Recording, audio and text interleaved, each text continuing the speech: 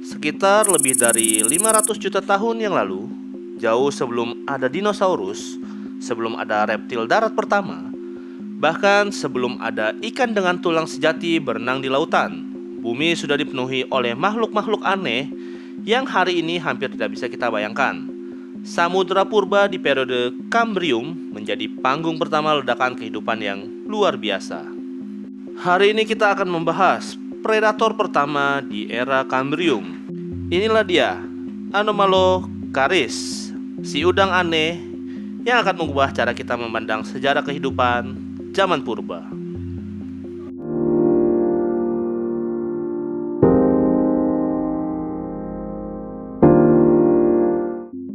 Nama Anomalocaris sendiri berarti udang aneh. Nama ini berasal dari kebingungan para ilmuwan saat pertama kali menemukan fosilnya.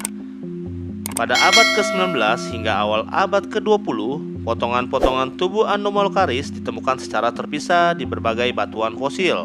Cakar depannya dianggap sebagai fosil udang kecil. Bagian mulutnya yang bulat penuh gigi dianggap sebagai fosil dari ubur-ubur. Dan tubuhnya yang panjang serta bersegmen dianggap sebagai hewan laut lain. Barulah setelah para peneliti menyadari bahwa semua bagian itu adalah milik satu hewan yang sama, teka-teki mulai terungkap.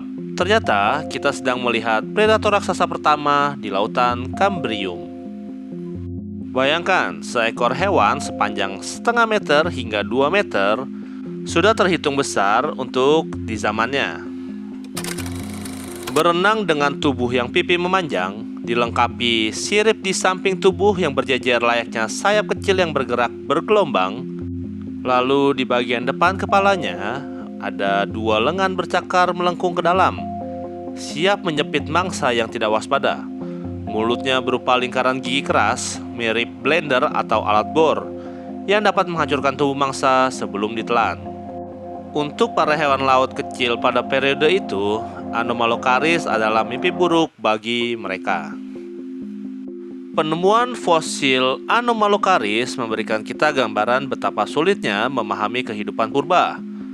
Fosil-fosilnya pertama kali ditemukan di lapisan batuan Burgess Shale di Kanada, salah satu situs fosil paling terkenal di dunia.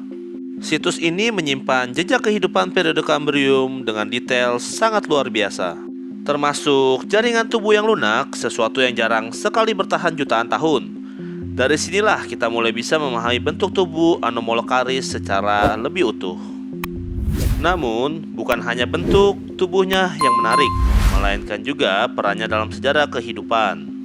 Pada periode Kambrium sekitar 541 hingga 485 juta tahun yang lalu, terjadi fenomena yang dikenal sebagai ledakan Kambrium.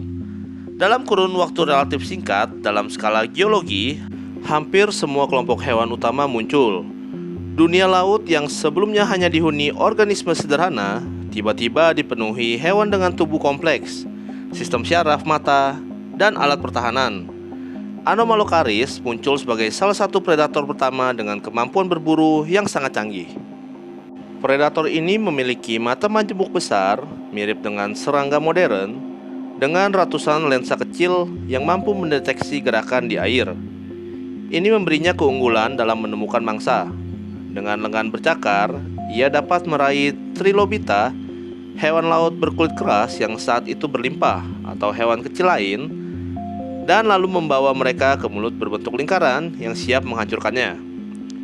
Tidak berlebihan bila Anomalocaris disebut sebagai Raja Laut Kambrium, karena hampir tidak ada hewan lain pada masanya yang dapat mempunyai ukuran dan kemampuannya.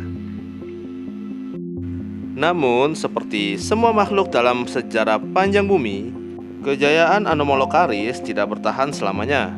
Meski ia mendominasi lautan purba pada periode Kambrium, dan akhirnya hewan-hewan lain mengembangkan strategi pertahanan yang lebih baik. Trilobita misalnya, memiliki ekoskeleton keras yang semakin sulit ditembus. Beberapa bahkan mulai bisa menggulung tubuh mereka untuk melindungi bagian yang lemah. Selain itu, predator baru pun muncul di periode-periode setelah Kambrium, termasuk hewan-hewan yang lebih cepat, lebih kuat, dan lebih beradaptasi.